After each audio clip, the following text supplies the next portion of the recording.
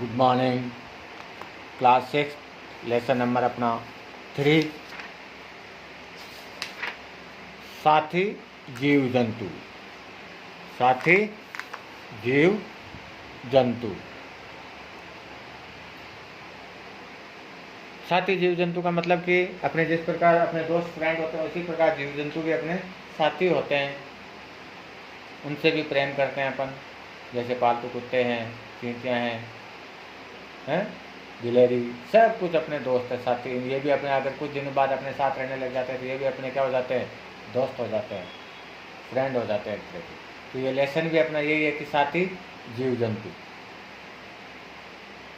मैं देहरादून की उस कोठरी में लगभग 14.5 महीने रहा कि जो एक देहरादून की कोठरी थी, जेल थी, उसमें लगभग कितने 14.5 महीने मैं रहा और ये अनुभव करने लगा कि जैसे ये मेरा घर ही हो। भाई जब बहुत दिन होने लग जाते हैं तो अब बाद में ये अनुभव होता है कि ये तो अपना ही घर जैसा हो गया, अब ये घर ही है मान लो।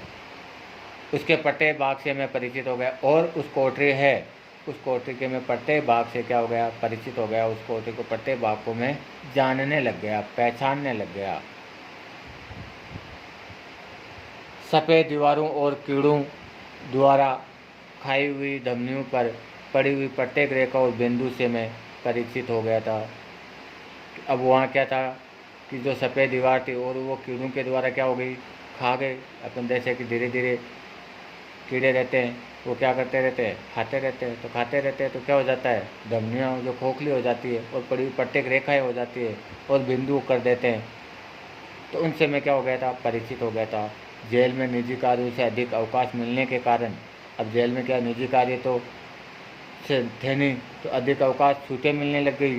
तो निजी कार्यों से अधिक अवकाश मिलने के कारण मैं प्रकृति के अधिक निकट होता चला गया और मैं प्रकृति के अधिक निकट पास आता चला गया। अपने सामने आने जाने वाले जानवरों और कीड़ों को मैं बड़ी उत्सुकता से देखता था। अब मेरे सामने उस कोठरी में उसके दोस्त कौन थे, जानवर थे और कीड़े मकोड़े थे। वो उनके पास आते तो वो क्या करता, उनको बड़े उत्सुकता से, बड़े प्रसन्नता से देखते। जैसे जैसे इनकी ओर मेरी उत्सुकता बढ़ती गई, वैसे ही मैं अपनी कोठरी और उसके बाहर आंगन में रहने वाले कीड़े मकोड़ों में दिलचस्पी लेने लगा। और इनके प्रति जैसे जैसे मेरी रुचि बढ़ती गई, कीड़े मकोड़ों के प्रति, जानवरों के प्रति, और वैसे वैसे ही मैं क्या करा कि कोठरी और कोठरी के जो बाहर का आंगन था उसमें आने वाले जो कीड़े मकोड़े थे उनमें मेरी और दिलचस्पी और जिज्ञासा बढ़ने लगी। मैंने अनुभव किया कि मेरी ये शिकायत गलत थी कि मेरा आंगन सूना और उजड़ा हुआ है, कि उसे लगा कि मेरे पास तो कोई नहीं है, मैं तो अकेला हूँ। लेकिन उसका धीरे धीरे अनुभव किया कि ये शिकायत तो गलत थी मेरी, कि मेरे पास कोई नहीं, मेरे पास तो है। और उनके आंगन में सूना, उसने सोचा मेरा तो आंगन उजड़ गया, सूना है, यहाँ कोठरी में कोई नहीं है मेरे पास आसपास। लेकिन वो शिकायत कहती है कि गलत थी। क्यों? क्योंकि उसके आंगन में उसके पास कौन था, कीड़े मकोड़े थे। क्योंकि मैंने ये पाया कि वह तो जीवों से भरा हुआ था। ये सब रेंगने फिसल कर चलने वाले और उड़ने वाले कीड़े मकोड़े मेरे दैनिक जीवन में बिना किसी का आक्षेप किए हुए रह रहे हैं। तो भाई कुछ कीट पतंगे उड़ते भी हैं, कुछ फिसल कर चलते हैं, कुछ रेंग कर चलते हैं। तो ये सब मेरे आसपास है, दैनिक जीवन में यही देखने को मिल रहे थे। तो दैनिक जीवन में बिना किसी प्रकार का आक्षेप किए हुए रह रहे थे। और ये मेरे पास दैनिक जीवन में जो भी मैं कार्य करता हूँ उसमें ये कोई आक्षेप, मेरे नुकसान मेरे को कोई नहीं करता था, आक्षेप नहीं करते थे। तब कोई कारण न था कि मैं उनसे किसी प्रकार की छेड़छाड़ करता हूँ। जब आपको आक्षेप ही नहीं करेंगे तो आप छेड़छाड़ क्यों करोगे? तो वो भी छेड़छाड़ नहीं करते थे। हाँ, किंतु खटमलों और मच्छरों और मक्खियों से मुझे निरंतर युद्ध करना पड़ता था। लेकिन वहाँ पे क्या थे, खटमल थे, मच्छर भी थे और मक्खियाँ थी, उनसे निरंतर युद्ध करना पड़ता था। बड़ मेरी कोठरी में सैकड़ों भरी पड़ी थी। जब कभी मुझे ऐसा अनुभव होता कि किसी बड़ ने मुझे डंक मार दिया है तो उसमें से और मुझसे थोड़ी लड़ाई हो जाती। तो अब क्या हुआ, हमारी मधुमक्खियाँ बहुत थी, उनमें से कोई अगर मेरे को डंक मार देती तो उससे लड़ाई मेरी हो जाती थी। एक बार क्रोध में आकर मैंने सभी बरों को समाप्त कर देना चाहा, किंतु उन्होंने अपने इस अस्थायी घर की रक्षा के लिए मुझे काफ़ी युद्ध किया, किंतु उन्होंने अपने इस अस्थायी घर का क्या अस्थायी घर था, एक समय यहाँ रहते दूसरे समय अपना घर दूसरी जगह बना लेती है।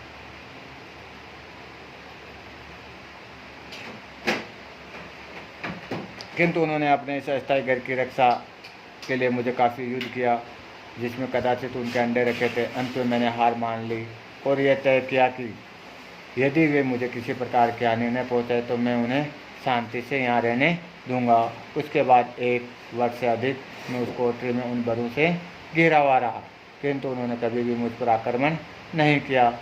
हम एक दूसरे का सम्मान करने लगे। चमगादड़ों को मैं पसंद नहीं करता था, किंतु मुझे उनका भी स्वागत करना पड़ता था।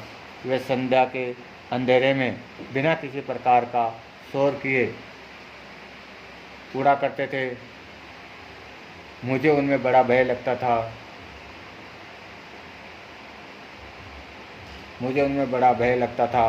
मुझे कहीं काट न ले।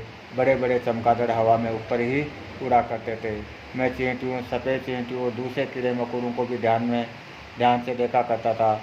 छिपकलियाँ जो इन कीड़ों की तलाश में शाम को निकलकर बाहर आ जाती थी, अपने अपने शिकारों की तलाश में एक दूसरे से भिड़ती थी और इस प्रकार अपनी पूंछ हिलाया करती थी, जिसको देखकर मुझे बड़ा आनंद आता था। वे प्राय बरों के पीछे न पड़ती थी, किंतु 1-2 बार मैंने उन्हें बड़ी सावधानी से इन बरों को सामने से आकर पकड़ते हुए देखा।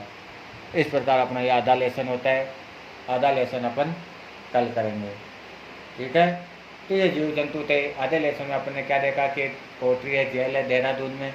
वहाँ पे एक व्यक्ति हैं जो कि 14.5 महीने जेल में रहता है, और जब वहाँ पे जेल में वो 14.5 महीने रहने लगा तो उसे वो कोठरी उसे अपना घर लगने लग गई।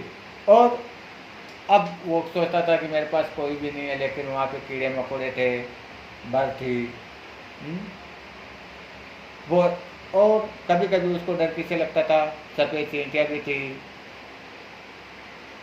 दूसरे कीड़े मकोड़ों का भी ध्यान रखते थे। वो चमगादड़ को मैं पसंद नहीं करते थे, उनमें चमगादड़ भी थे। तो इस प्रकार वहाँ पे उनको जानवरों से उसको लगाव हो गया था। तो आगे का लेसन अपन कंटिन्यू रखेंगे। पूरा लेसन होने के बाद में मैं आपको इसके क्वेश्चन आंसर कराऊंगा, ठीक है। धन्यवाद।